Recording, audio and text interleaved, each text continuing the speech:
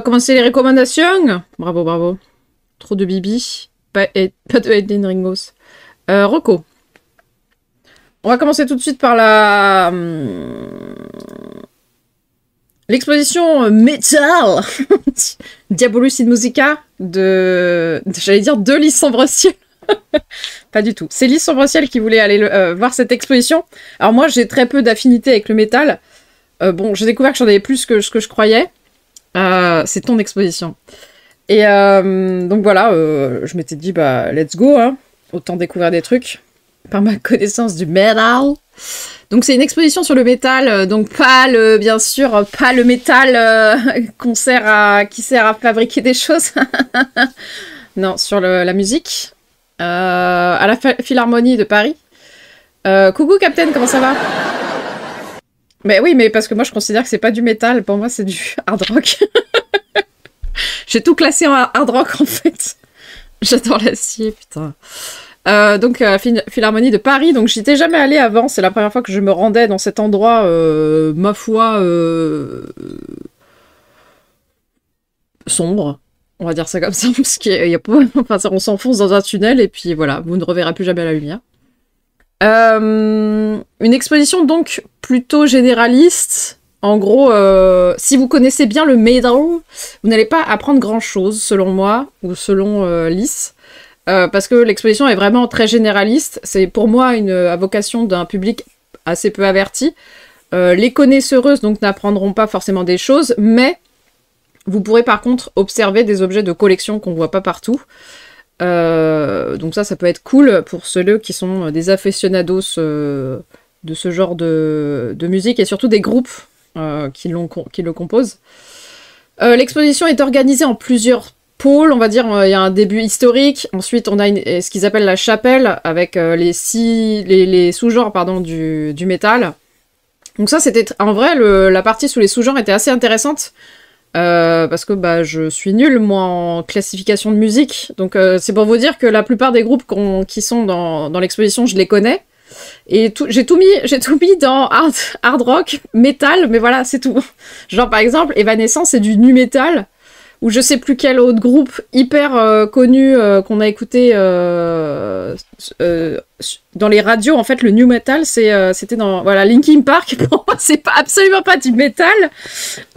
Donc voilà, je suis un peu choc-barre, mais bon, très bien. Mais c'était assez intéressant parce que justement, ça expliquait bien les spécificités de chaque sous-genre, genre le dark metal, la symphonie metal. Symphonie metal, ça va, j'arrive à capter, mais voilà quoi. Ouais, voilà, c'est tout. En fait, le nu metal, c'est le métal de radio. Mais voilà, après, il y a les speed metal que j'ai bien aimé, en fait. C'est assez énervé, c'est rigolo. Donc voilà. Donc, il y avait ça. Ensuite, il y a une salle spéciale pour le métal français. Où dedans, il y a Skål. Skål, un groupe que j'écoute depuis très longtemps, mais pour moi, c'est de la... Bon, alors, c'est peut-être pas de la folk... c'est de la folk nordique un peu énervée. Mais je l'aurais jamais classé dans métal. Et je savais même pas qu'ils étaient français. Donc vraiment, un banger. Donc voilà, je connaissais certains groupes, mais pas vraiment beaucoup plus. Par exemple, il y a Antisocial. Pour moi, c'est pas du métal, mais... Pour moi, c'est du rock énervé, mais voilà. Rage Against Biscuit. Je connais Dragon Force. Donc c'est power metal. Ouais, bah... Putain, du power metal. Bon après, il y a une espèce de cartographie qui recense toutes les sortes de métal. C'est un délire, hein. C'est un délire. Il y a vraiment trop de trucs dedans. Vraiment, on dirait qu'ils ont voulu tirer la couverture pour avoir tous les styles possibles. En fait, c'est facile. C'est métal, oui, c'est ça. C'est métal à la plage, métal à la campagne, métal boisson de thé. C'est vraiment... le métal du matin, le métal du soir, le métal du goûter, le métal du petit-déj, mais seulement le week-end. Le frog métal. Putain. Mais voilà, bon, c'est bon. Mais bon, tous les styles de musique sont comme ça, il y a beaucoup trop de hiérarchie à mon goût. Mais c'est pas grave, c'est pas grave. Il y a des objets de collection, notamment des masques. Il y a beaucoup aussi de jaquettes d'albums, parce qu'en fait, ils ont repris énormément de peintures de l'art classique, mais ils les ont souvent détournées. Et il y a une microscopique petite salle perdue que même si tu clignes des yeux un peu vite, tu peux la louper. pour le métal du monde. C'est-à-dire bah, tous les groupes qui ne sont ni anglais, ni européens, ni américains, quoi. Et ça, c'était plutôt intéressant, puisque bah, on découvrait enfin des groupes du monde entier, et bah, c'est littéralement plus petit que chez moi. Plus petit que ma cuisine, presque. Donc bah, c'est un peu décevant pour ça. Surtout que il y avait une espèce de console qui ne marchait pas, donc ça se trouve, on a loupé des choses, en vrai. Ouais, voilà, c'est ça. Et enfin, le truc qui aurait pu être très intéressant, qui s'appelait la partie controverse et militantisme, un truc comme ça.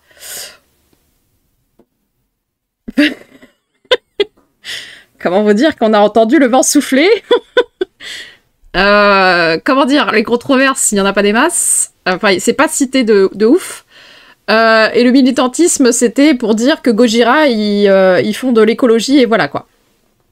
Voilà, ce que j'allais dire, c'est partenaire du Hellfest, donc évidemment, les violences au sein du métal, bah, tu peux te les mettre où je pense. Voilà, donc en gros, c'est une exposition apolitique et assez peu de représentation de variées, on va dire, assez peu de femmes mises en avant. Alors il y en a, évidemment, mais assez peu mis en avant. Par exemple, on aurait pu faire une salle spéciale femmes dans le métal. Ça n'a pas été fait.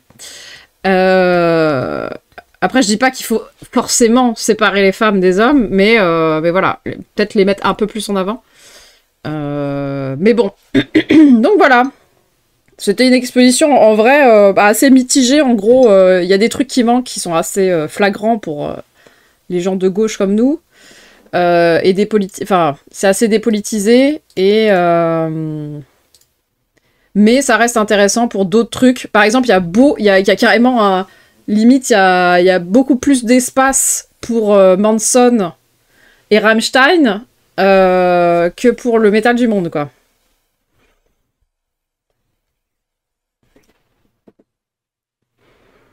Northern Pressed. Gros nounours, putain, j'ai craché. Putain, les gros nounours. Ouais, mais nous, on préfère les ours, pas les gros nounours. Mais ouais. Captain qui a décidé de sortir tout son dossier sur la Hellfest. Mais oui, oui. Oui, c'est ça, on parle jamais de fascisme. Oui, point. Donc voilà, c'était un peu décevant. Mais c'est vrai que quand j'ai vu le logo du Hellfest en remerciement à la fin de l'expo, j'étais en mode... Ok, ça va être compliqué. Et on n'avait pas encore vu... en fait, on est passé devant la sortie. Donc là, j'ai vu le logo du Hellfest. Et après, on a découvert qu'il y avait un encart sur les controverses, etc. Et bizarrement, bizarrement, pas de controverse au Hellfest. Bizarre. Donc voilà. C'était ça. Par contre, ah oui, c'est combien le tarif en vrai? 14 €. Ça les vaut ou pas, Lys, 14 €? Moi, je trouve ça un peu... Moi, j'avoue que pour 6 € j'étais OK. Et encore, je trouve que c'est dégueulasse parce que normalement, les musées, ils te font pas payer quand t'es au minima social. Mais ouais. Des tatouages connotés milieu 20e siècle, non, juste un truc bouddhiste, t'inquiète. Ah ouais. En vrai, c'est assez... Là, par contre, les tatouages, c'est... Ouais, c'est un peu rush, ouais. En vrai, je suis un peu mitigée sur cette histoire de tatouage. Pour de vrai, hein, c'est un vrai sujet. Parce qu'en fait, bah, les fachos, ils reprennent toutes les symboliques nordiques, par exemple. Et si t'aimes bien la culture nordique, bah, en fait, tu vas te faire foutre, en fait. Donc, c'est un peu compliqué. C'est bâtard pour les minémas. En vrai, 6 €, je pense que c'est un bon tarif pour l'exposition. Moi, j'avoue que... Bon, j'étais en mode, bon... C'est la première fois que je paye pour un musée à Paris. Mais 6 €, ça aurait dû être le prix de base. Chut, on va rien dire. Encore une recommandation de Lys Sombre Ciel incroyable. Serait-elle passée dans ma vie récemment? Je ne sais pas, peut-être. Yakuza. Je vous fournis le lien. Ah bon? Donc Yakuza, les mafieux légendaires au Japon, documentaire en 2 parties, dont Lys Sombre Ciel avait entendu parler dans un podcast. Et un soir, on s'est dit, tiens, viens, regarde. Donc voilà, c'est 2 heures en fait, donc il y a 2 vidéos. comme vous pouvez le voir en bas. La première, c'est l'héritage, 2, c'est la violence. Alors, les titres sont un peu succincts parce qu'ils parlent de beaucoup de choses à l'intérieur. Mais en gros, c'est 2 heures pour en apprendre plus sur l'histoire des Yakuza, mais aussi les témoignages d'anciens Yakuza, ça c'est pas banal, de flics et de journalistes. Donc c'était très intéressant, surtout pour voir comment eux-mêmes se voient et parlent d'eux-mêmes, alors que les autres, donc les flics et les journalistes, vont mettre un petit peu d'eau dans leur vin. Genre, beaucoup pensent qu'ils sont des sortes d'aides à la population, alors que littéralement, ils les rackettent, hein, quand même, c'est fort. Comme une espèce de rempart contre la violence d'autres gangs, ce qui peut être vrai, mais en réalité, dans les faits, la criminalité n'a pas baissé depuis qu'il y a moins de Yakuza, parce qu'en fait, à partir d'une certaine date, je sais plus quand, en 2000 et quelques, le gouvernement japonais a décidé de s'attaquer aux Yakuza parce qu'il les laissait faire depuis longtemps. Et depuis, en fait, les Yakuza, ils diminuent en population. Et bizarrement, la criminalité n'a pas baissé ou augmenté. Donc, ils sont pas si un rempart que ça contre la violence. Donc voilà. Un festival en ligne de films japonais. Attends. Après, est-ce que je vais avoir le temps de regarder ça? Je ne sais pas.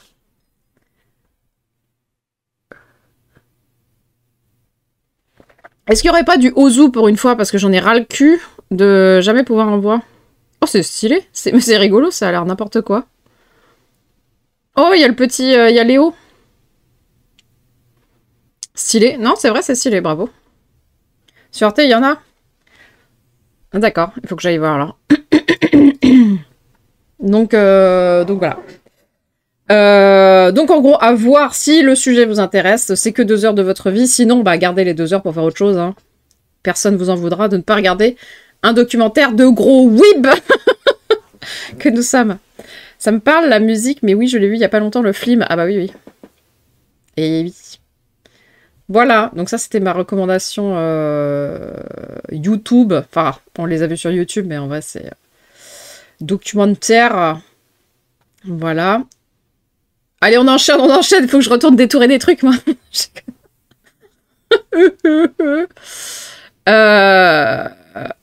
Tout de suite, ça m'intrigue pour voir juste à quel point la série de jeux est loin de la réalité. En vrai, la série de jeux, elle l'enjolive pas mal la réalité, mais elle est pas si loin que ça. Parce qu'en fait, en vrai, il y a vraiment du proxénétisme. Ils rackettent vraiment des gens. Enfin bref, on voit l'envers du décor, mais de façon un peu polish et un peu... En fait, on le voit vraiment du côté des Yakuza, c'est-à-dire ils se pensent vraiment être les gentils de l'histoire, quoi. Alors que les Kemé qui témoignent, ils sont vraiment en train de te dire toutes les 4 minutes, non mais je peux pas vous en dire plus, sinon les flics ils viennent chez moi, quoi. Ok, t'as tué des gens, quoi. En fait, dis-le, ça ira plus vite. On se fasse pas chier. Tout de suite, la recommandation livre. Il y en a 2 aujourd'hui. Oh là là, je vous avais parlé de vous titiller la prostate. Je peux faire des TTS à rallonge si tu veux gagner du temps sur ta pause. Je propose, tu me dis, on s'arrange, tu sais où me contacter. Bref, ça va sinon. Ça va. Moi, ça va super. Voilà, le titillage. Alors, L'homme pénétré, repenser notre intimité, sorti en 2023 de Martin Pi et Zoé Redondo. Donc BD que j'ai feuilleté, donc je l'ai pas lu en entier. Comment ça, livre? Est-ce qu'on pense à la même personne? Donc je l'ai feuilleté, je l'ai pas donc lu en entier. Mais c'est quand même c'est un livre en fait autour de la pénétration anale masculine tourné à destination des hétéros. Voilà, donc c'est pas que pour les gays. C'est ça, c'est un tuto pour mettre 2 doigts. Un tabou, car visiblement... Alors, ce qui est assez étonnant, c'est que... Alors, c'est un tabou, hein, ça, je pense que vous êtes au courant. Mais, alors, par contre, j'avoue que les statistiques m'ont moi-même étonnée. Il paraîtrait qu'il y aurait 1 homme sur 2, quand même, qui a déjà eu recours aux 2 doigts. Mais de façon cachée, car il y a moins de 10% qui avouent avoir déjà testé ou pratiqué. Mais coucou, Loud. Attends, je t'ai pas dit bonjour ou je t'ai pas vu? Les 2, sûrement. Coucou. Sondage dans le chat. Et donc, il y en a moins de 10% qui avouent avoir déjà testé ou pratiqué. Cette pratique. Tu m'as pas vu, très bien. Désolée. Eh bien, bonjour, Loud. Donc, c'est très intéressant. En vrai, c'est hyper intéressant comme BD. Surtout que moi, ça m'intéressait pour un certain sujet pas du tout récurrent, dont je parle beaucoup trop souvent, bien sûr. Hein. N'a pas fait de mousse en arrivant. Ah, c'est pour ça, c'est pour ça. J'ai oublié par la stream. Voilà, merci, Gatares. Et en plus, pour ma curiosité personnelle, bien sûr. Mais c'est assez intéressant pour décrypter tout ça, surtout qu'elle utilise 4 personnages, dont un, j'ai oublié ce qu'il fait, pour en parler, qui ont tous en fait un rapport différent. Alors je dis bien tous, parce qu'il y a une meuf dans le tas. Tous un rapport différent à ça. Donc il y a un mascu, que la BD... En fait, c'est le contexte qui fait que... Bon, je vais l'appeler mascu, mais c'est pas un mascu, c'est juste que il pense réellement que se mettre 2 doigts dans le fion, c'est pas ouf, et que c'est réservé aux gays, quoi. Donc, il a des a priori, etc. Ensuite, un hétéro qui kiffe ça, et qui, je crois, est très religieux. Genre, c'est un chrétien hétéro. Un mec dont j'ai tout oublié. Ça, je me souviens pas du tout. Et une femme qui ne peut pas se faire pénétrer pour cause de vaginisme intense, et donc découvre, avec son copain, qui kiffe, qu'elle peut pénétrer l'autre et que c'est kiffant, quoi. Pour se tripoter le yonf en bonne et due forme. Mon père, car j'ai titillé. La prostate, c'est la vie. Bah ouais, en fait, il y a plein de schémas et tout. Il y a des schémas anatomiques pour montrer où c'est. Il y a des témoignages aussi de vraies personnes.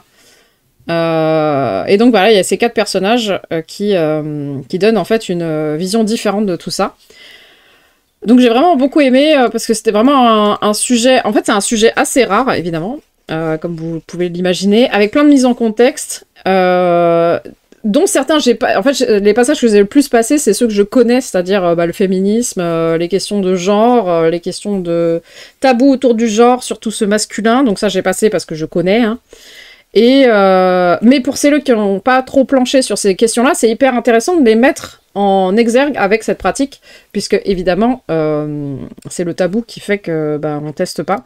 Mais visiblement, ça a l'air d'être incroyable, en tout cas, des témoignages que j'ai lus.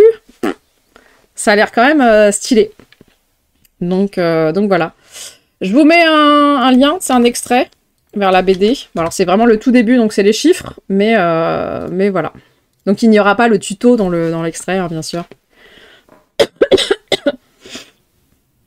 Pas le cœur de la cible, le cul de la cible, tu vas dire. Putain. La BD de God of War, tu penses qu'il se met des wads? Voilà, très bien. Bah, j'espère qu'il se titille la prostate. Voilà, voilà. Ce qui est marrant, c'est que donc je l'ai feuilleté à l'éco-village, là, dans lequel je suis allée. Il était vraiment... il était dans la salle où tout le monde mangeait, dans le salon, en gros. Salon, salle à manger. Et il était vraiment présenté, et moi, j'étais en mode... Je veux le lire. Dès qu'ils ont dit, vous pouvez lire les livres, j'étais en mode... Ok, ceci est à moi. Bon, j'ai pas eu assez de temps pour le lire, mais voilà. Les lectures de l'éco-village, ouais.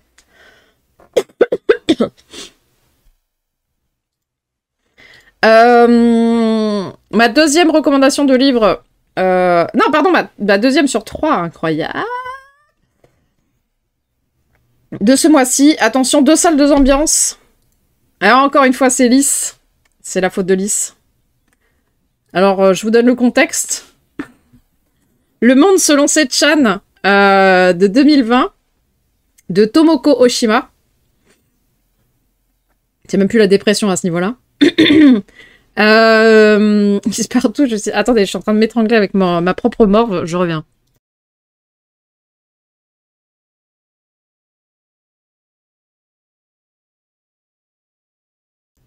Ah.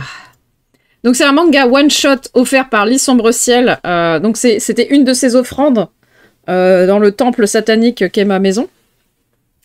Elle m'a littéralement dit, ça a l'air chelou, donc c'est pour toi. Je caricature, mais je caricature à peine en vrai. Et effectivement, c'était pour moi. Effectivement, je me suis bien retrouvée dedans. La morphe qui fait une clé de bras à Sweet qui l'a dit. Mais non, mais en vrai, c'est mon lore, hein. C'est mon lore de kiffer les trucs dépressifs, sujets vachement hardcore et tout. Oui, c'est ça. C'est ça. Alors, l'histoire, c'est dans un monde, un shui alternatif du Japon. Il y a des soulèvements d'étudiants. C'est-à-dire qu'ils font la grève, quoi. Des attentats à la bombe et autres joyeusetés. On suit la vie de Sechan, une adolescente qui couche avec n'importe qui parce que ça lui plaît et comble sa vie morne, donc avec le sexe. Et Datsushi, un garçon tranquille qui n'en a rien à faire de toute la politique de son pays. Bref, les deux vont se rencontrer et vivre au bout un bout de temps ensemble dans ce monde qui part en couille, deux êtres à la marge de la politique décrit, quoi. Ensuite, dans la tête de lui. Bon, alors je vous spoil la première page, comme ça vous allez comprendre le ton. On commence le manga par littéralement la mort du personnage principal. C'est pour toi, Sweet. Voilà, bon, bah l'ambiance est posée, hein, et puis ça va pas aller en s'améliorant, hein, bien sûr, voilà. La Troken, ouais, exactement. Elle est morte de cette titi et la prostate qu'elle n'a pas. Bon, bah, en vrai, j'ai rien de plus à vous dire, parce que c'est vraiment... En vrai, ce manga est une expérience. Vraiment, j'ai jamais lu un manga aussi sombre, aussi énervé, tout en étant calme. En fait, c'est du... Comme dit Lys, c'est hyper violent, mais hyper banal. Et c'est un one-shot, donc un. Enfin, vraiment, c'est vraiment une expérience à vivre. Mais ce que j'ai vraiment aimé, c'est que les deux personnages, on les voit jamais. Enfin, c'est jamais des personnages qu'on va voir, genre une meuf qui couche avec tout le monde, qui en a rien à foutre de la vie, et l'autre pareil, qui est vraiment dans sa routine, alors que tout le monde est en train de se caillasse à côté. Vraiment, c'est des personnages assez rares. Alors, et ce qui est bien, c'est qu'ils sont assez antipathiques, donc t'as pas beaucoup d'émotions, et en même temps. À la fin, j'étais quand même en mode « Ah, tout ça pour ça !» Donc, je me suis pas attachée, et en même temps, je me suis attachée. Je les aimais pas du tout, mais en même temps, je les appréciais. Donc, c'est vraiment... c'est très spécial. Et ce qui m'a posé le plus de questions, c'est qu'est-ce qui est arrivé à l'autrice pour qu'elle en arrive à écrire une histoire aussi bizarre et aussi peu rigolote aussi sombre, en fait, enfin, aussi triste. Enfin, c'est... Je sais même pas comment vous décrire ça, tellement c'est bizarre. Bref, c'est vraiment une expérience à vivre, très dérangeante, en vrai, et assez peu optimiste, hein, où vraiment, à la fin, t'es en mode... bah, d'accord. Bah, c'est super. Elle va super bien. Bah ouais, j'espère, en vrai. J'espère pour elle. Mais en vrai, c'est les personnes les plus... OK avec leur vie qui sont capables d'écrire des histoires comme ça, donc... Max de manif dans ce manga. J'avais jamais vu ça. Oui, en plus, il y a un max de manif dans ce manga. Alors que les manifs, j'ai appris ça dans le Zoom, que j'ai récupéré. Donc, Zoom est un magazine qu'on a à disposition gratuitement à Paris, dans certains quartiers, donc rue Sainte-Anne. Et c'est un magazine qui est qui parle uniquement du Japon. Enfin, en fait, ça nous donne quelques news du Japon. Et il y a une... Ah, c'est bien, je voulais en parler en plus, mais j'avais oublié. Putain, je suis vieille. Il y a une interview d'un mec qui s'appelle Uchida Tatsuru, que je connaissais pas du tout. Il est vraiment bien, ce monsieur. C'est un penseur et philosophe japonais. Bon, alors quand tu le lis, tu te rends compte que tu pourrais effacer le mot Japon et mettre France à la place. Tout est pareil. Enfin, quasiment tout est pareil. Ils sont tout aussi nuls que nous. Enfin, c'est... Waouh! C'est... Ça aussi, c'est un délire. Et je sais pas pourquoi je vous disais ça. Oui, parce que lui, il parle justement des émeutes des étudiants qui a eu lieu en 2007, je crois, un truc comme ça. Et depuis, en fait, il y a une répression qui s'est mise en place, et donc plus personne ne fait grève, mais ça a existé à une époque. Et donc, peut-être qu'elle s'est basée là-dessus pour faire son roman, enfin son manga, parce que voilà. En mode pour choquer, où il y a un fond deep et intéressant. C'est pas pour choquer, vraiment, c'est pas du tout pour choquer. Il y a rien de choquant, en fait, dans ce que tu vois. Alors, enfin, moi, j'ai un seuil très très bas, donc je ne suis pas choquée. Parce que vraiment, c'est comme dit Lys, c'est vraiment des choses... Enfin, c'est banal. La violence est banalisée, mais c'est une violence que tu peux connaître, en vrai. Bonne nuit, Poun Poun. Non, non, je connais pas. Plutôt Deep. Qui s'applique nickel. Regardez, il découpe le monsieur. Bah oui, en fait, c'est un visage, donc c'est normal que le fond vert fonctionne. Mais non, c'est pas deep. Enfin, je sais pas ce que tu utilises derrière le mot deep. Pour moi, deep, ça fait un peu edgy, donc débile.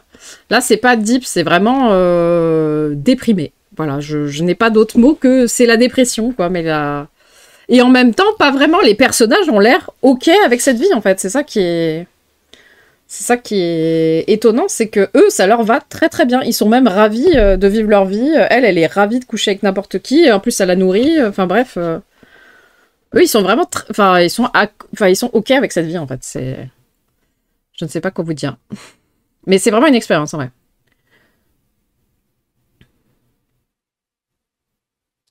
Des personnes...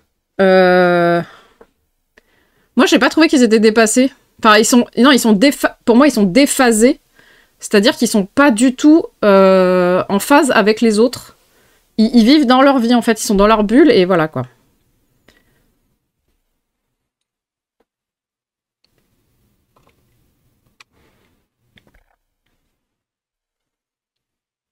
Bah, je sais pas. Sûrement, hein, mais en fait, comme il n'y a pas de psychologie, on n'en saura pas plus, on peut pas savoir, en fait. Mais ils ont l'air vraiment d'en avoir rien à faire. Moi, je pense... Enfin, en vrai, ça existe, les gens qui n'en ont rien à faire de tout. Hein. Donc pour moi, c'est... Enfin, c'est... Voilà, quoi.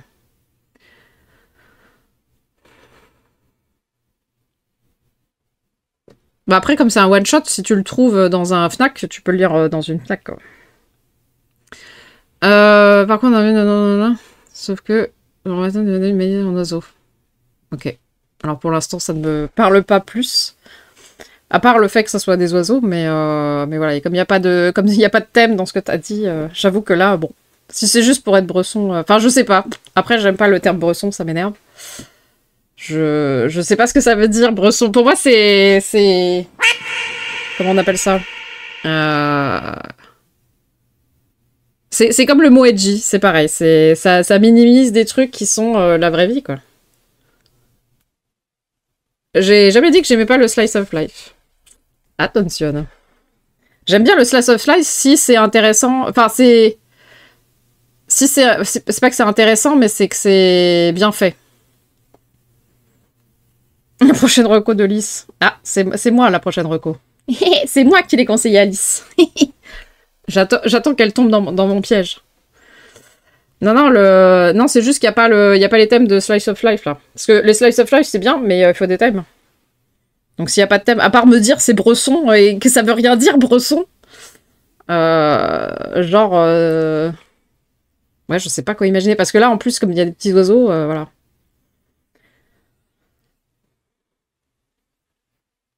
Donc voilà. Bon, en tout cas, on va passer à une deux salles de ambiance, parce que vraiment là, c'est tout l'inverse. Ah, là, on est dans le pipou, le mignon, le j'ai envie d'éclater mon écran. Avec My Love Mixed Up, sorti en 2019. Il y a 9 tomes de Inekure Wataru et Haruko au dessin. Sombre, je dirais pas joyeux. Oui, mais ça veut rien dire. Qu'est-ce qui n'est pas joyeux? Qu'est-ce qui est sombre? Moi, par exemple, il y a beaucoup de thèmes que je trouve pas sombres parce que moi, j'ai un seuil de tolérance qui est très très bas. Et donc, la nuit. Putain, Lys Bresson. Rapport mère-fils, les amours de jeunesse, traumatismes familiaux. Ouais, traumatismes familiaux, c'est trop général, j'arrive jamais à savoir ce qu'il y a dedans. Mais rapport mère-fils et amour de jeunesse, ça peut être sympa, ouais. Le fameux que tu veux péter ton iPad, exactement. Là, j'ai recommencé, là. Le frigo où la lopiote est pétée, ça c'est bien Bresson. La cave sans l'électricité, c'est Bresson. Non, mais par exemple, bah, la mort de l'héroïne du truc précédent, moi j'avoue, bah voilà, ça m'en touche une sans faire bouger l'autre. Alors vous pouvez trouver ça sombre et pas joyeux, mais pour moi ça fait partie de la vie, donc je suis pas en mode trauma, quoi. D'accord. Ah bah voilà, ça m'intéresse en vrai. Voilà, ça au moins, là on voit, là au moins avec tous les thèmes que t'as dit, au moins c'est clair quoi. Qui m'a fait chialer dernièrement. Alors ça dépend, chialer de quoi? De tristesse ou de bonheur? Parce que sinon ça va être mon livre. Mon livre en général. Non, j'ai un peu chouiné pour eux là, les petits bébous. Bon bref, de Bresson. Ah mais je sais pas moi, ça n'a pas de... Je me souviens pas. Tu es quelqu'un que tu connais pas, que t'as pas d'attache, c'est une bonne carotte, mais il n'y a pas d'engagement. Oui, oui, non mais c'est comme... c'est toujours l'exemple que je donne, c'est là-haut. Tout le monde chiale pour le vieux qui a perdu sa femme.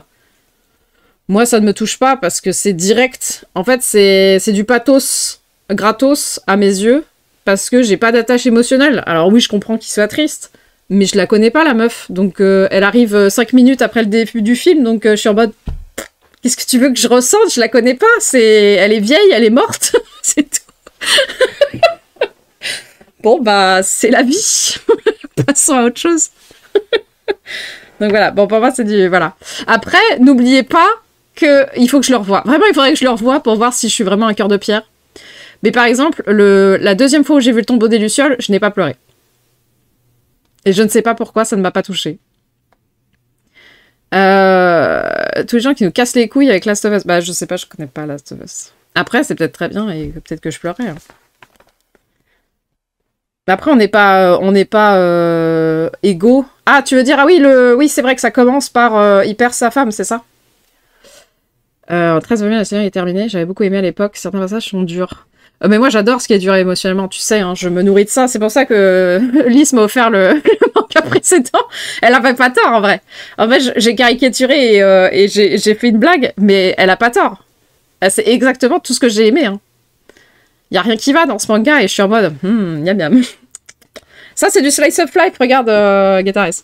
Bon gros slice of life, d'ailleurs. Sa fille. Ah oui, d'accord, je croyais que c'était sa meuf.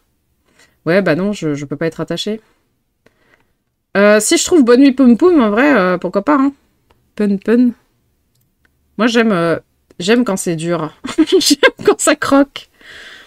Non, mais moi, je suis chelou. Moi, je me repais de la tristesse du monde. N'oubliez pas, je suis Satan, donc... Bonne Nuit Poum Poum.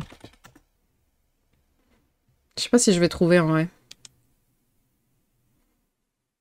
Attends, faut que je me note. Que t'aimes pas les slices... Non, c'est que j'ai pas aimé... Enfin, j'ai moins aimé... En fait, je m'emmerdais devant le début du truc avec l'elfe. C'était trop slice of life, mais parce qu'il y avait aucun but. Alors, en fait, c'était sympa, mais j'étais en mode... Bon, où est la série exceptionnelle qu'on m'a vendue, quoi. C'est juste ça, hein. Après, j'ai adoré. Après, en fait, plus on s'attache au personnage, plus on kiffe. Mais c'est vrai qu'au début, j'étais en mode... Et donc qu'est-ce que... Pas d'accord. Bon, on va y arriver à mon manga que j'ai envie de tuer des gens, là. S'il vous plaît, là. Alors... Putain. Aoki. Alors, pour le contexte, encore Lys. Par contre, Lys a engagé ma décrépitude. On va dire ça comme ça. Elle m'a filé un thread avec beaucoup de mangas LGBT. J'en ai chopé plein. J'en ai mis plein dans mes envies. Et j'ai réussi à en choper une dizaine pour les lire. J'ai adoré la couverture de celui-ci. Donc j'ai commencé celui-ci. Donc je ne savais rien de l'histoire. Coucou Kémin Cachou. Coucou. Aucune idée de l'histoire. J'ai juste vu 2 queumés sur une couverture. Ça m'a suffi. Ah oui, pour rappel. Je ne sais pas pourquoi j'ai une fascination pour les romances gays masculines. Ouais, elle est très belle, la couverture, ouais. Et les dessins sont absolument incroyables. Mais bref. Alors, l'histoire. Aoki est un jeune adolescent amoureux en secret d'Hashimoto. Hashimoto, c'est la petite derrière. Une camarade de classe. Alors qu'elle lui prête un jour sa gomme, il découvre qu'elle aime un autre. C'est écrit sur sa gomme, en gros. Elle a écrit le nom avec un petit cœur. Donc, y a pas de doute. Elle aime une autre personne. Et cette autre personne, c'est Aida, celui qui est tout en haut. Un jeune garçon taciturne placé juste devant Aoki dans la salle. Il laisse alors... Enfin, Aoki laisse tomber sa gomme laisse tomber la gomme par terre. Ida la ramasse et en mode... Nani. Il y a son prénom dessus avec un cœur. Et Aoki, pour pas dévoiler le secret de sa crush, lui avoue que c'est lui l'admirateur secret. Alors j'avoue, quand j'ai commencé le plot, j'étais en mode oh secours, c'est quoi ce début? J'étais vraiment assez mal à l'aise de ce concours de circonstances parce qu'en fait ça fait un peu forcé. Ah ouais bah tu vois moi c'est tout l'inverse. J'étais vraiment en mode, enfin c'était à la fois ok. En fait c'est assez bien écrit et très doux, donc c'est ok. Mais j'étais quand même en mode l'écriture. Ça sent vraiment le prétexte. En fait, ça sent le prétexte, quoi. Mais on sent que ça va être mignon, et on sent que c'est mimi, et que c'est bien écrit, et que y a beaucoup de thèmes qui nous sont chers, c'est-à-dire le consentement, le respect mutuel, les personnages sont lents, etc. Donc c'est très mignon et tout ça. Surtout qu'un mec qui veut que sa crush soit heureuse malgré sa déconvenue, pour moi, ça ne peut être qu'un gentil monsieur. Donc voilà, c'était à la fois ok et en même temps, j'étais en mode pas ouf, mais c'est pas grave. C'est pas grave parce que, bah, en fait, il va évidemment se rendre compte qu'il est amoureux du gars. Donc en fait, il découvre qu'il est bisexuel. Voilà. Et qu'il peut être capable de tomber amoureux d'un garçon. Et Aïda, d'ailleurs, est un peu en mode... Parce que lui, Aïda, donc celui du dessus, c'est un homme... qu'on pourrait qualifier d'ace au départ, parce que lui, il a jamais eu de relation, ça lui est jamais venu à l'esprit d'aimer quelqu'un, il sait pas trop ce que ça veut dire, et il est un peu en mode, ah, la première personne qui m'aime, c'est un mec. Et il est en mode, bah, je sais pas quoi faire de ça, en fait. Donc c'est un petit peu... c'est mignon, parce que les deux sont en mode, bah, qu'est-ce qu'on fait de cette information, et comment on gère tout ça. Et donc voilà, et donc passer cette péripétie au début... qui donc n'est qu'un prétexte, évidemment, pour lancer cette histoire d'amour. C'est l'autoroute du fun. C'est l'autoroute du fun. C'est un manga très, très, très drôle. Vraiment sur un amour naissant entre deux mecs. Le premier, c'est un petit chien fou, expansif, émotif, qui part dans tous les sens et tout. Il est vraiment... Aoki est vraiment incroyable. Et l'autre, timide et introverti, donc qui n'a jamais su ce qu'aimer voulait dire, et donc va tout découvrir, c'est vraiment un collecté par chaque bas. Et donc il va découvrir ce que c'est avec Aoki, et évidemment c'est tout doux, les personnages évoluent. Aoki, par exemple, a un trait de caractère qui est celui de sauter à des conclusions bien trop vite, et donc il prend la mouche, ou il s'énerve, ou il en veut à Ida, alors que pas du tout en fait. Et donc ils apprennent à communiquer pour éviter le plus de malentendus. Évidemment, Aoki, enfin on n'enlève pas un comportement en 5 secondes, donc ça revient. Là par exemple, je vous ai quitté, c'était le bordel. Enfin, j'ai quitté le manga avant de lancer ce stream. Bah, c'était à nouveau le bordel à cause d'Aoki. Mais c'est pas grave, parce qu'ils apprennent vraiment à communiquer, et c'est vraiment très très mignon. D'ailleurs, à un moment donné, je me suis dit, ah, c'est quand même un petit peu chiant qu'Aoki prenne la mouche toutes les 4 secondes. Mais je me suis rappelé, parce qu'ils sont au lycée, que au lycée, on est quand même un petit peu tendu. Et qu'on a l'impression que dès qu'on fait un truc de travers, ça va pas. Ou que si l'autre répond pas à nos attentes, ça va pas. Je l'ai, Coco, hein. Si t'as pas de... Non, t'as pas de... Merde, t'as pas de tablette.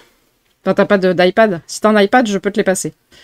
Donc voilà, en fait, son caractère est assez logique. Même si c'est assez perturbant quand on a évolué sur ces choses-là et qu'on est un peu plus serein. On a moins de... Comment on appelle ça? D'insécurité. Et ils apprennent ensemble à être moins insécures. Non, parce que j'ai un format de... J'ai un format de fichier qui est un peu bizarre. Alors, à moins que tu aies une application qui puisse les lire, je ne sais pas.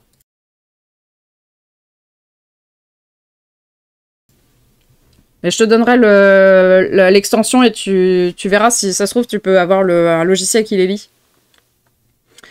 Je vous ai dit que ce manga était très drôle. Je spam la pauvre Lys de juste des figures d'Aoki qui fait des tronches pas possibles parce que vraiment c'est très drôle. Donc c'est ce qui est drôle en fait, c'est à la fois les réactions over the top d'Aoki, c'est vraiment assez... Je sais pas si j'en ai encore... Non, mais cherche une application parce que sinon tu pourras pas les lire. Hein. Vraiment, je crois que c'est CBR l'extension. Attendez, est-ce qu'il m'en reste une? Non, mais celle-là, c'est la dernière que j'ai envoyée à Alice. Et c'est tout à fait moi, quoi. Je sais pas si on va la voir. Là, c'est moi devant le manga ou devant mes... Merde, attendez, je suis perdue. Ah mais non, je suis con, c'est là. Est-ce qu'on va voir? Non, on va pas voir. Très très bien. Non. Attendez, je sais comment faire. Tac. Quelle extension? CBR.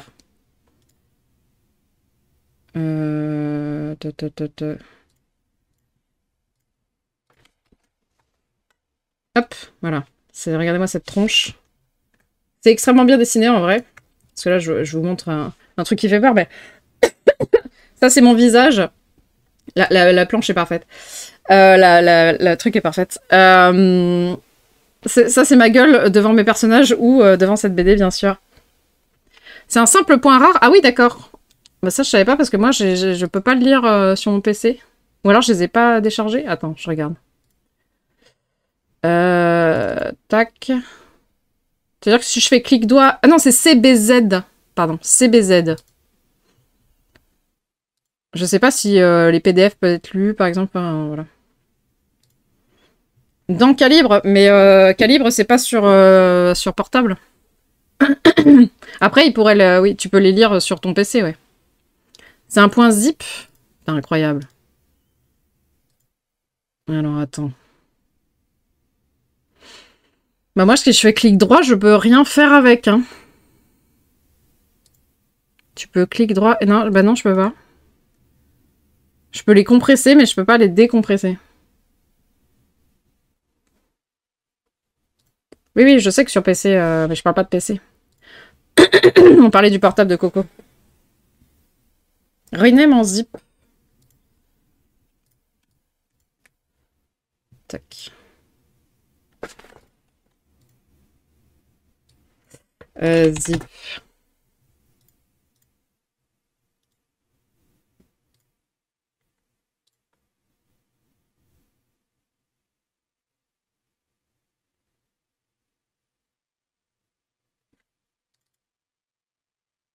OMG.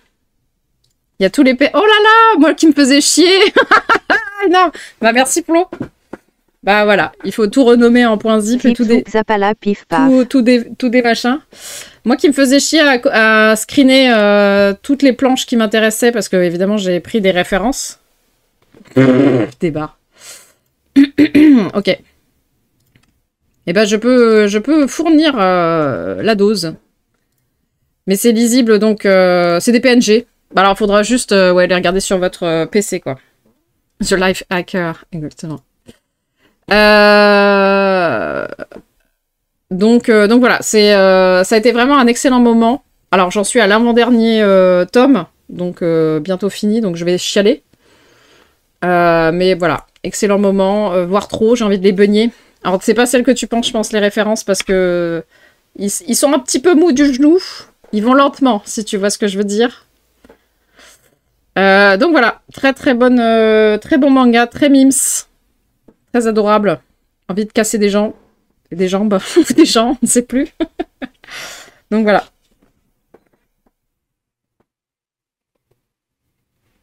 J'espère que les autres seront, voilà. Pris une liseuse récemment, je me suis renseignée sur les formats qui passaient dessus. Ah oui. Dommage. Donc voilà. Voilou. Donc on va pouvoir passer à la série que j'ai vue ce mois-ci. Zibardi. 야, 여기 근처에서 살인사건 났다며.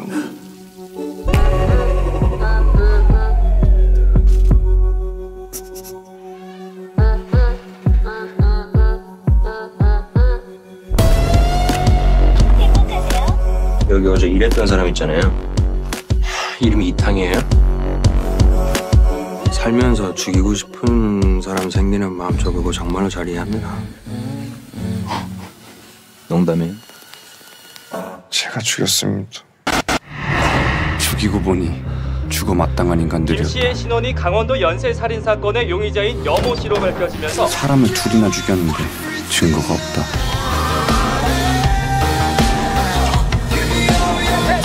제가 잘못했습니다. 제가 잘못했습니다. 너가 느낌이 가는 대로 하면 돼.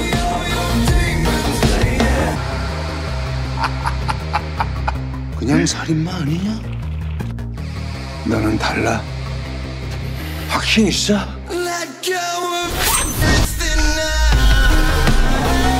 너는 분명히 잡힌다.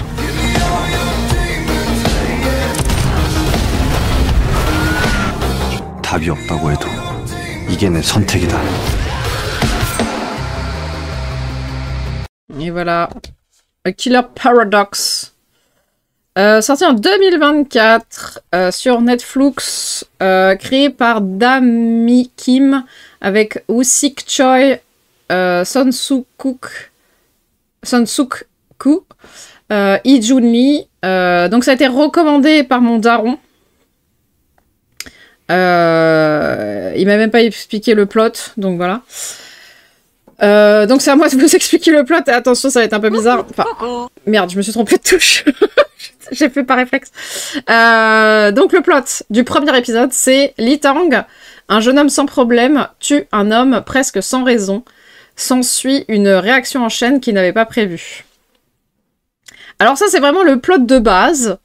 Mais la série prend un tournant un peu fantastique avec des sortes de pouvoirs, mais j'en dis pas plus, que vous avez plus... En fait, vous avez plus vu de choses que moi dans le premier épisode avec la... Merci. Avec la bande-annonce. Alors, je me suis un peu accrochée car en fait, comme je connaissais rien de la série, en fait, les 3 premiers épisodes se ressemblent et ils ont la même formule et donc j'étais pas giga emballée. C'était sympa le premier, le deuxième j'étais en mode, le troisième j'étais en mode. Donc je me suis accrochée parce que vraiment les 3 premiers épisodes c'est le même modèle.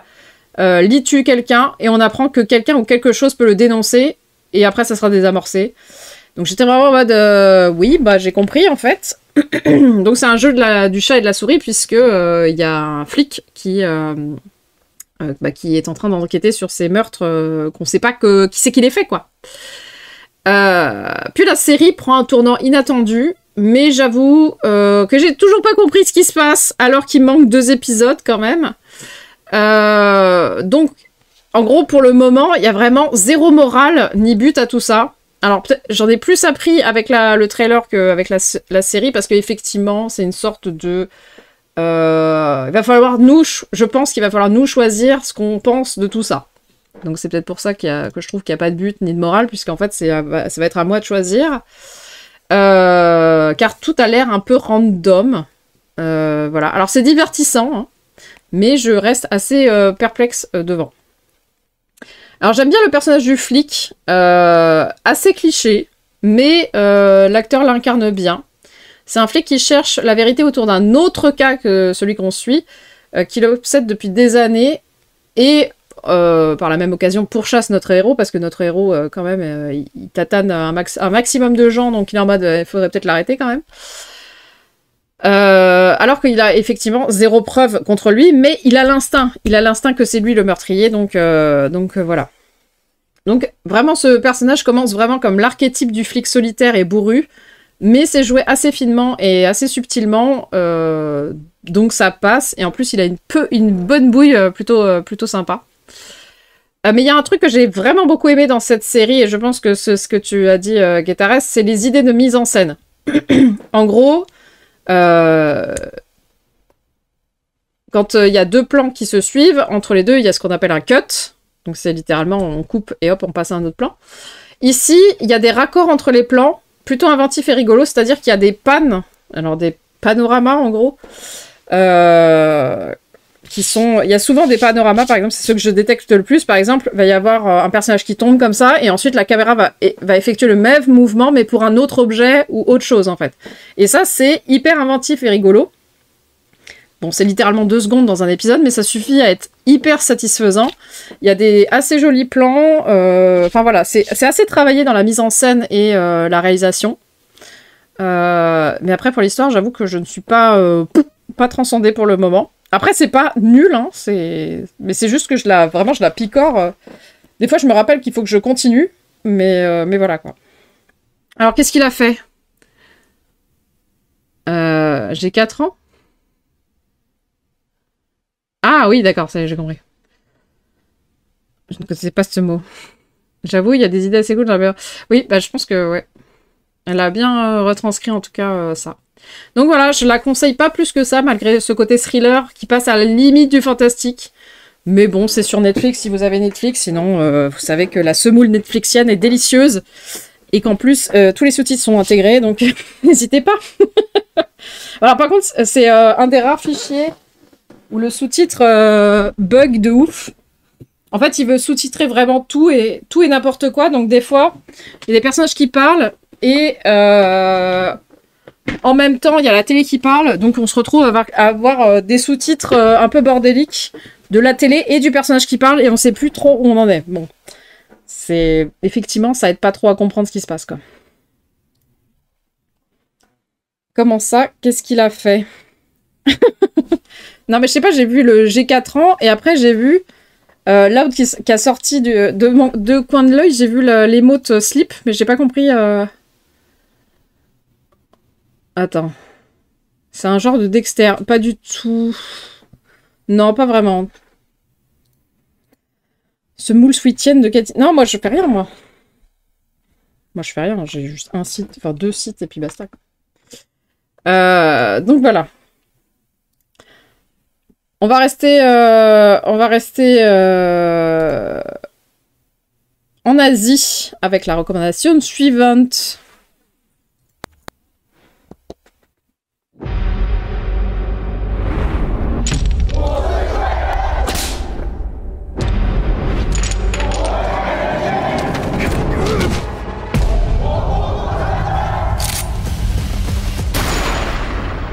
周楚楚伤害的故事你听过吗？大家只记得周楚，没有人会记得被周楚杀掉那2个是谁。所以周楚才是那个有价值的人。把盖票大了，让道场所有人都知道。Moi, je vis que par les torrents.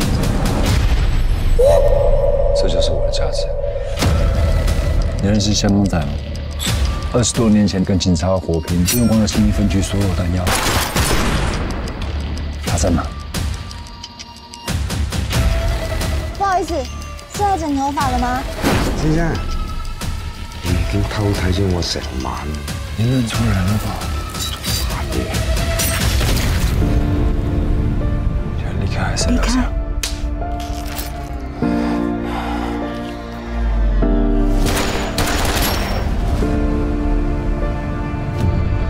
我們還會再見面嗎？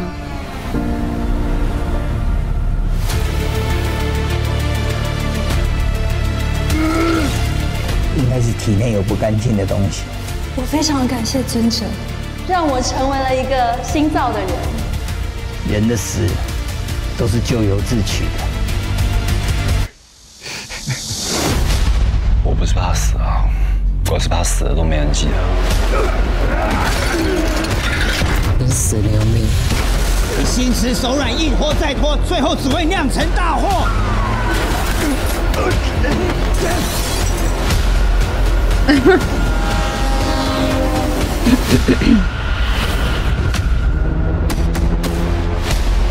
Voilà, le cochon, le serpent et le pigeon. Vous avez littéralement les deux cocos 10 secondes pour deviner le nom de l'acteur principal. C'est en lien, bien sûr, avec ce dont on parle tout le temps. Donc, le cochon, le serpent et le pigeon, sortis en 2024, disponible sur Netflix aussi, de Ching Po Wong avec Ethan, Juan, Ben Yuen, Yiwen Shen, bravo. À plus Lys, merci d'être passé. Donc voilà, alors l'histoire, Cheng Qilin, pardon, est un malfrat qui tue l'un des chefs de gang les plus cotés lors des funérailles d'un autre. J'espère que vous avez suivi. Chen Wei, flic, le poursuit, mais le loupe, alors il s'enfuit, et il s'enfuit pour plusieurs années. Chen ne refera surface que des années plus tard, pour je ne sais plus quelle raison d'ailleurs, et on lui annoncera qu'il a un cancer en phase terminale. Il décide alors de faire une bonne action, c'est-à-dire de tuer les 2 meurtriers les plus recherchés du pays avant lui, puisqu'il est le 3e, avant de disparaître à son tour. Voilà. Ça triche un peu, ouais. Alors c'est un film vraiment sympa. Alors voilà, vous avez compris pourquoi pourquoi quand vous dites Bresson, moi je dis sympa. En gros, ça commence par des scènes un peu violentes. En vrai, ça va. Puis ça se calme avant une grosse scène de meurtre en série avec un ton désinvolte. Voilà, donc en gros, c'est un peu la bagarre. Ensuite, ça se calme. Et ensuite, c'est n'importe quoi. Et c'est l'apothéose et remballer jeunesse, quoi. En gros, on passe par plusieurs phases. Donc, une phase de règlement de compte assez classique pour le genre, c'est-à-dire un mec veut en tuer un autre. Puis, une incursion dans une secte. Alors ça, je m'y attendais vraiment pas. Et enfin, ça se termine sur une fin assez douce pour ce genre de film. Car même le flic est coolos. Voilà, c'est pas banal. Coucou Loïc, comment ça va? Coucou. Et t'as tes son nom de famille. Un film donc très étonnant, mais j'ai beaucoup aimé l'ambiance. Le personnage principal est relativement cool en réalité. Alors ça reste un connard qui tue des gens, mais il a plutôt... C'est le moins connard de tous les connards, quoi. Et la morale est assez sympa. Alors la morale, c'est la chose la plus intéressante, même si en fait, c'est de l'ironie dramatique, parce que si vous suivez bien ce qui se passe, vous savez ce qui est en train de se produire, et donc quand il y a une sorte de révélation à la fin, vous n'êtes pas en mode « Waouh !» parce que vous savez, en fait, vous sachez. Trop de flics cool dans ces recos. Bah, le cinéma a tendance à faire des flics cool. Donc voilà, la morale, elle est plutôt intéressante. Mais c'est de l'ironie dramatique, donc vous êtes déjà au courant normalement au départ. Si vous avez bien suivi le personnage, un des personnages. Donc l'histoire se base, comme expliqué dans le trailer, mais aussi dans le film, sur le mythe de Chu Chu. Oui, je suis désolée. Ne faites pas de blagues, c'est du chinois, donc évitez. Qui aurait tué un dragon et un tigre qui terrorisaient sa région natale. Donc rêve présente et annoncée dans le film lui-même. Alors, moi, je connaissais pas du tout ce mythe, donc ça ne m'a pas parlé. Mais c'est marrant parce que mon ex est venu me voir en MP pour me dire « Ah oui, c'est basé sur ce mythe et tout. » Et il m'a envoyé le wiki. Donc voilà, même lui, il savait ce que c'était, quoi. Bref, une recommandation, si vous voulez mater un film taïwanais, car oui, c'est un film taïwanais, dispo, donc je vous l'ai dit, sur Netflix. Alors vous allez voir, beaucoup de choses sont dispo sur Netflix parce que un soir, je me suis dit, je veux regarder des films, qu'est-ce qu'il y a de bien sur Netflix? Parce que Netflix fait des très bons films en réalité, et des très bons films qui ne sont pas américains ou français. Oui, parce que le film français de Netflix en ce moment, c'est quand même l'espèce de grosse baleine sous la Seine, là. Qu'est-ce que c'est que cet enfer? Et j'ai vu j'ai vu un tweet d'une personne qui disait MDR à la fin de Sous la Seine. Voilà, c'est ça. Sous la Seine. Donc, j'avoue que ma curiosité, voilà. Ah, je sais plus ce que c'est. C'est un gros cétacé, là. Un gros poisson dans la Seine. C'est la petite sardine de Marseille qui s'est déplacée, quoi. Qui va grailler Hidalgo. Voilà, voilà. Bon là, je vous sors des refs, mais je suppose que personne n'a vu ces films, personne n'a vu cette série. Là, on est sur un 100%... Ah si, les deux derniers, c'est bon, il y aura du monde, on pourra en parler. Mais je pense que le prochain... je suis solo. Solo. Donc on va passer à la recommandation suivante, bien sûr. Hop. Oula. Ça n'a pas du bout de bouc. Mais moi, j'ai pas besoin de Netflix, hein, tu sais, moi j'ai pas Netflix, hein, Coco. Tal vez sean para nuestras familias. Volveremos a vivir en su imaginación. ¿Qué nos pasó? ¿Qué pasa cuando el mundo te abandona? Et moi-même, ouais. Car oui, nous sommes 3 dans ce film. Apprendre à servir des torrents, Coco.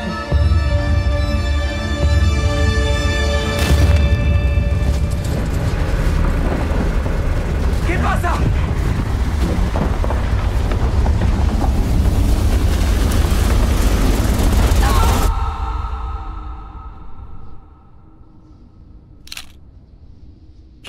vivimos en la montaña.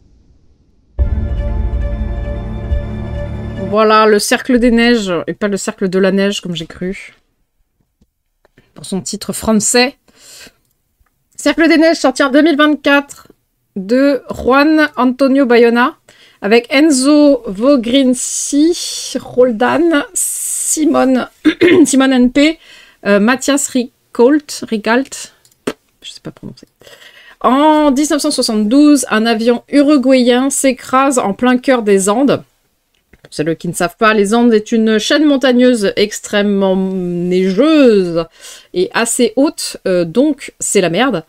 Les survivants et survivantes ne peuvent compter que sur les uns et les autres pour réchapper au crash.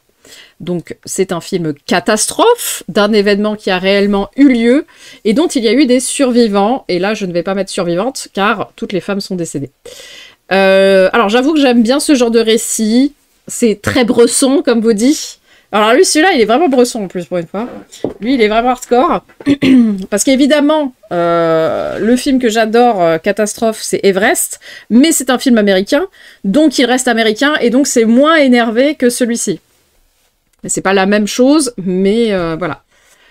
Alors j'aime bien ce genre de récit, même si je garde toujours en tête que c'est romancé, puisque même s'il y a des survivants, bah ça peut pas, c'est un film, on ne peut pas faire la vérité véritable. Et même la voix off, je crois, dans mon souvenir, parce que ce film, je l'ai vu il y a quand même un mois, en est consciente en parlant du passé qui peut être fragile et peut facilement être modifié. Donc j'ai bien aimé ce film, un peu long peut-être, c'est quand même 2h24, donc il faut avoir le temps devant soi. On suit l'histoire grâce au point de vue un peu diffus, donc c'est-à-dire qu'on fait des incursions vers d'autres personnages, donc c'est pas un film avec un seul personnage principal et les autres sont abandonnés, c'est vraiment... Il y en a un qui est quand même le chef de file, et puis on va voir les autres de temps en temps. D'un des passagers, mais il va y avoir quand même un plot twist au milieu de l'histoire. J'avoue que je m'y attendais pas. Mais que j'avais déjà vu dans un autre film, donc voilà, donc je connais le procédé, mais ça reste quand même astucieux comme façon de faire. Et encore plus sur celui-ci, parce que celui-ci, ce plot twist, si on peut appeler ça comme ça, donne un sens encore plus fort à ce choix. Contrairement à l'autre film, où j'avoue que je ne me souviens même plus pourquoi ça a été fait. Mais voilà. Donc film hispanique dans l'âme, il nous montre de façon réaliste un crash et tout ce que ça implique, aka des os qui craquent et autres joyeusetés dégueulasses. Donc c'est pas facile comme film, surtout que l'environnement est un environnement hostile, mais qui nous tue pas tout de suite. Donc c'est un petit peu hardcore en vrai, puisque c'est littéralement de l'agonie. Voilà, vous allez regarder des gens agoniser. Et d'ailleurs c'est la fin, donc le fait d'avoir faim, qui sera l'un des thèmes les plus prenants de cette histoire. Et ça va évidemment apporter la question du cannibalisme, puisqu'il faut bien survivre, il n'y a rien. Il n'y a pas d'animaux, il n'y a rien, il va falloir manger des trucs, et ils vont mettre longtemps à se résoudre à manger des gens. Et ça a été une discussion, etc. Surtout que c'était des gens chrétiens et des gens croyants. Donc voilà, c'était un petit peu compliqué pour eux.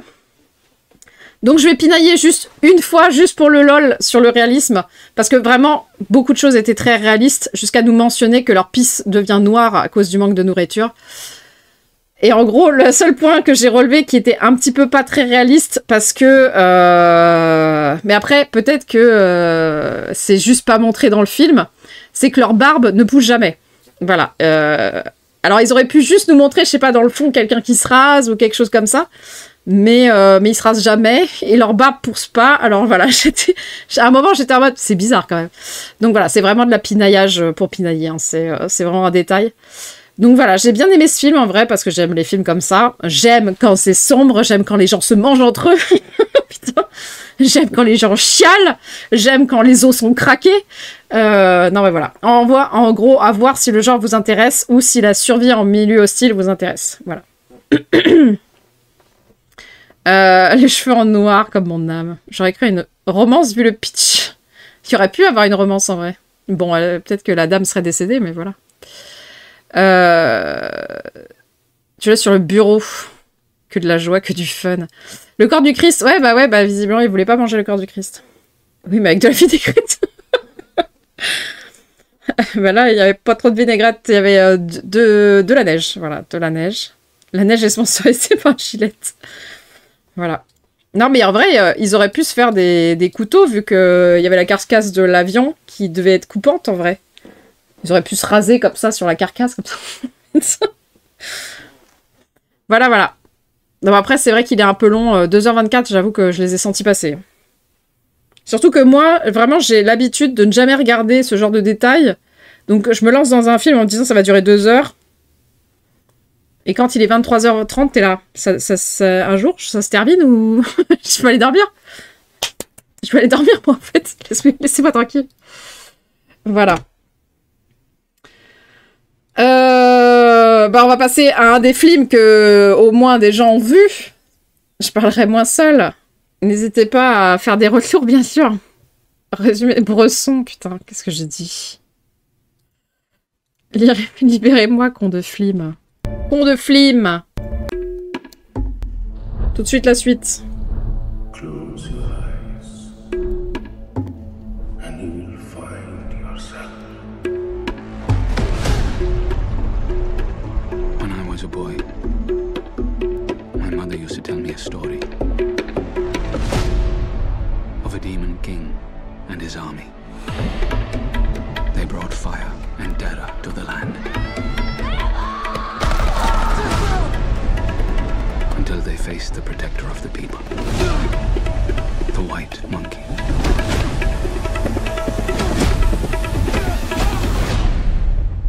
There you are. You are a beast.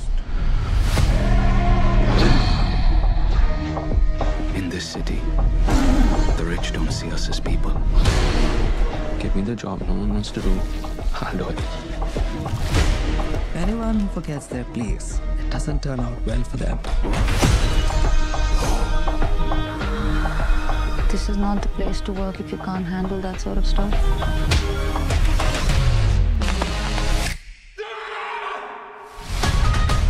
Every day, I've prayed for a way to protect the weak. I've got an answer to every prayer. I call her Nikki. Minaj, big bumper, nice headlights. Let's boogie!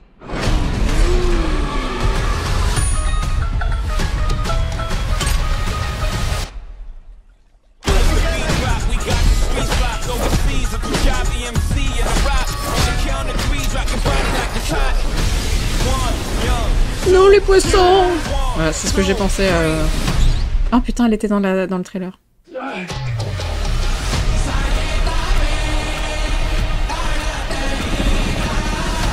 You need to fight for your mother, for all of us. Anger will not quiet your soul, my son. Don't call me son.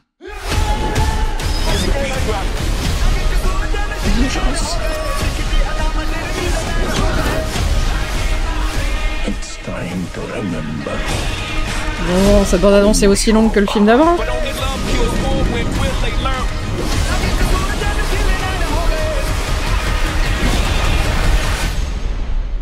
Just one small ember can burn down everything. Ladies and gentlemen. Mais ça s'arrête pas, arrête tout.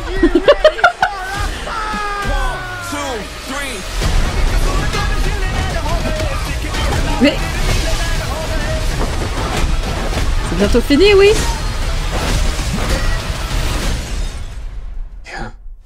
Ouais, je pense que c'est...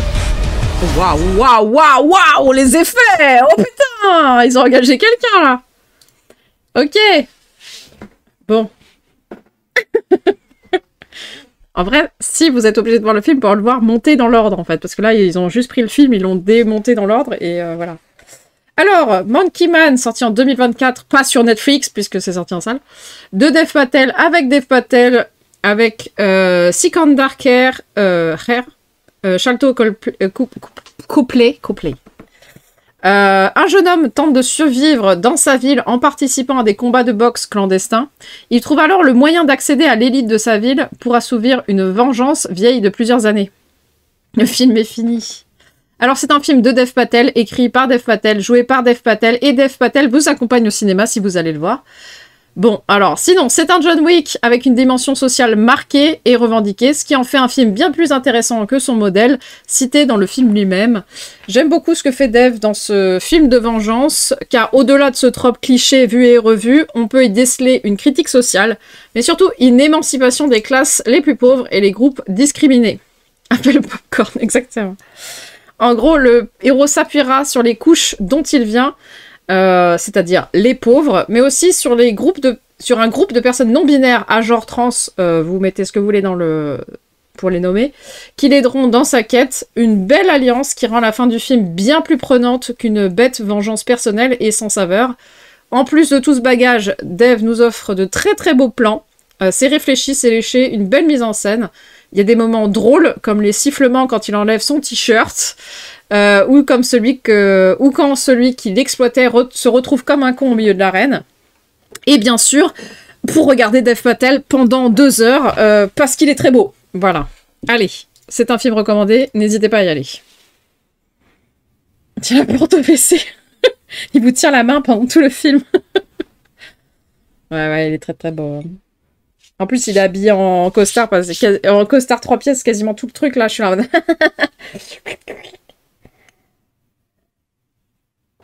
Donc voilà, allez le voir, bien mieux que John Wick. Bien mieux que John Wick. Il est turbo classe, ouais. Bank. Ah oui, j'ai oublié un truc, c'est qu'il y a... Donc ça parle anglais la majeure partie du temps, mais il y a quand même des actrices qui parlent en hindi, et ça, c'est vraiment cool. Emote de l'autre qui fait slurp, celui-là. C'est le genre de type qui souffle toutes les répliques en même temps que le film à côté. Et là, pas. Ah putain. J'avoue que... En vrai, cette séance, elle était assez drôle, parce que j'étais à côté d'une meuf, et on explosait de rire au même moment. Et c'était assez mignon, c'est comme si on était potes et qu'on rigolait aux mêmes choses, genre quand il y a vraiment l'enlevage de t-shirt, on a explosé de rire, et c'est fait pour, en fait, le film en joue. Et c'était très drôle. Et pareil, quand l'autre se retrouve comme un con, quoi. Moi, Dev Patel. Donc voilà, c'était assez drôle. Vous avez quelque chose de plus à dire sur ce film? Ou on passe au suivant? Là aussi, on pourra en discuter si vous avez des trucs à dire. Ça sera le dernier, d'ailleurs.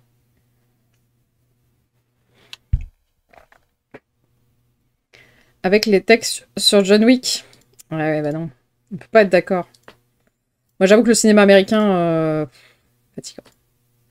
Fatigant. Mais en plus, ce qui est marrant, c'est que j'ai fait la rétrospective sur John Wick, et...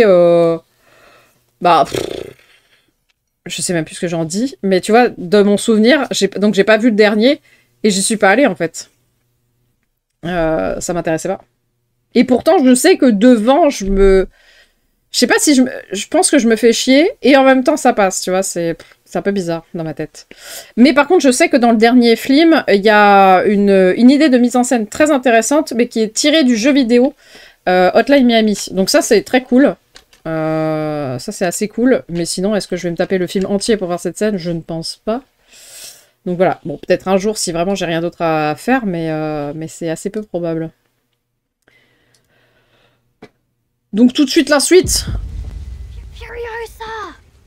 J'enlève la musique, vous inquiétez pas.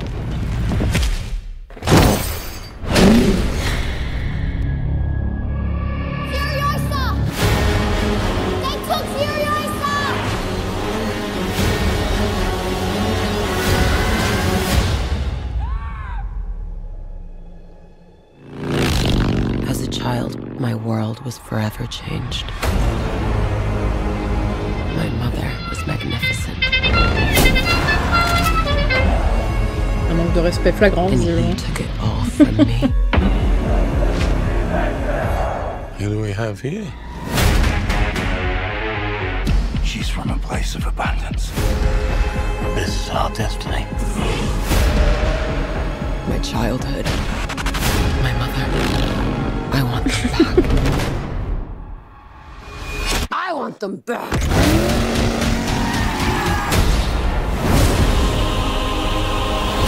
Whatever you have to do, c'est bien, je découvre le trailer maintenant.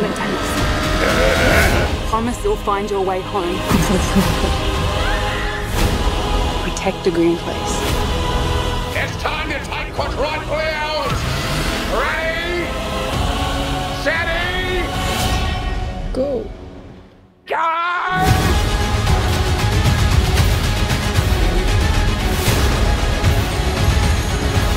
Where are you going? So full of hope. There is no hope. If you find him, he's mine.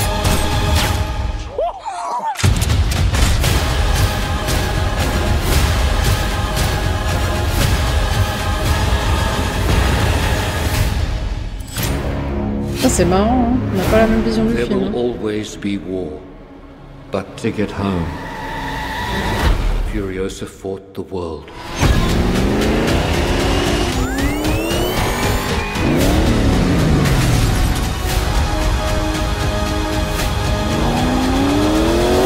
Remember me. Voilà, Furiosa, qui est très furieuse. Toi c'est Dev, moi c'est Anya. Anya est très belle, hein. Moi je l'adore, avec ses yeux globuleux là. Elle fait partie de... Ça fait partie des critères de mes crushs, donc... Oui, bah j'avais même oublié ça, je l'ai même pas mis dans mon laïus, tu vois, la vengeance. C'est vraiment pour dire que je suis passée vraiment à côté de tout ça.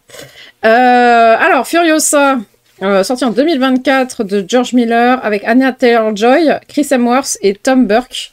On suit l'origine story de Furiosa, femme forte de Max Fury Rose. Venue d'une terre d'opulence, elle est kidnappée par la bande de Demetrius, qui s'en occupe toute son enfance. Et bon, ensuite, elle va passer à d'autres gens, mais bref. Bon, bah, comme prévu, c'est trop difficile de passer derrière la masterclass qui est Fury Road, à mon humble avis, donc voilà. Malgré le fait qu'on suive une femme assez forte et débrouillarde, et que toutes les autres femmes de ce film sont trop fortes, mais restent humaines, bah, j'ai rien ressenti.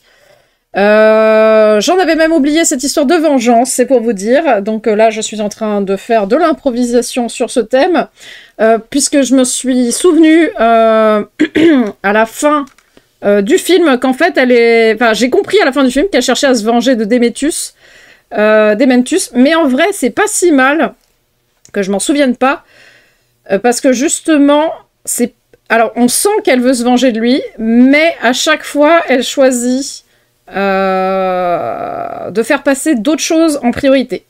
Et ça, c'est très rare, je trouve, dans des films de vengeance, donc c'est tout à son honneur d'avoir fait ça. Donc ça rend le personnage un peu moins débile que les autres personnages qui cherchent à se venger en permanence et qui sont obsédés par ça à tel point qu'ils en oublient le reste. Donc là, c'est assez cool, en vrai. Donc c'est pour ça que, finalement, c'est pas si mal que j'oublie que c'était une histoire de vengeance. Et que pour moi, c'est plus une histoire de revenir chez soi, même si, effectivement, elle cherche à se venger quand même à la fin. Mais c'est un peu la faute de Cocotin qui lâche pas l'affaire non plus. Donc voilà, c'est... En vrai, cette écriture-là est plutôt fine, j'ai trouvé, donc c'est assez chouette. Mais sinon, effectivement, bah, j'ai aucune émotion de plus envers ce film. J'ai juste suivi l'intrigue qui passe d'un truc à l'autre. Voilà, j'ai pas ressenti d'attachement à Furiosa plus que ça. C'est même en fait Demetrius qui lui vole la vedette, à mon humble avis, car il est trop over the top. Et pour ce genre de film, bah, ça match parfaitement, en fait. L'univers est tellement over the top que si tu n'es pas over the top, bah, tu fais un peu fade à côté des psychopathes qui se promènent en char, quoi. Donc voilà.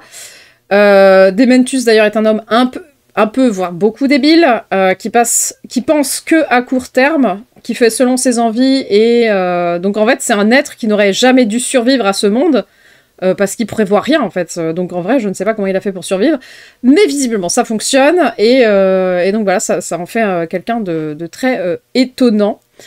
La seule chose que j'ai vraiment aimé et que j'ai kiffé pendant tout le film, bah, c'est de revoir l'univers entier créé par George Miller, et surtout les 3 villes qu'on n'avait pas vues dans Fury Road, c'est-à-dire Moulin à Balles et Pétroville, entre autres, qu'on n'avait vraiment pas vues, et de retrouver les designs crasseux et les décors pas possibles de ce monde. Ça fait vraiment plaisir.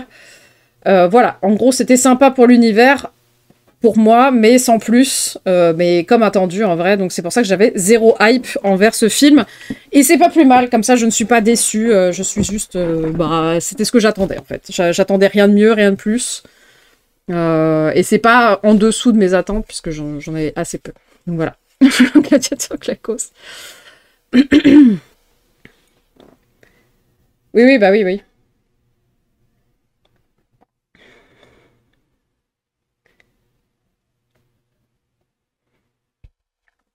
Oui, en fait, il a un pouvoir de charisme, lui. Il est charismatique, et je pense que c'est un leader, donc effectivement, il n'a pas un pouvoir d'intelligence, mais il a un charisme et un leadership qui doit être assez fort, et c'est effectivement pour ça qu'il s'en sort, ouais. Mais c'est marrant de voir que il y a différents profils qui peuvent quand même s'en sortir, quand on voit que les 3 autres chefs, ils sont vraiment dans la réflexion, dans le long terme, d'avoir une structure très précise, etc. C'est assez drôle, quoi. Mais survivre aujourd'hui, bah de toute façon, oui, c'est le principe, c'est souvent le principe des post-apo, c'est déjà niqué, donc t'as juste à survivre, en fait. Donc c'est le genre du post-apo qui fait cette écriture-là aussi.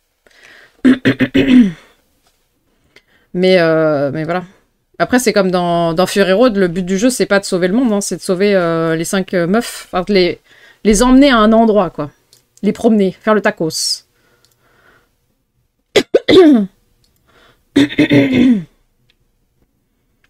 Donc voilà, moi j'ai rien de plus à dire sur ce film. Je ne sais pas si vous voulez ajouter quelque chose, sinon on termine.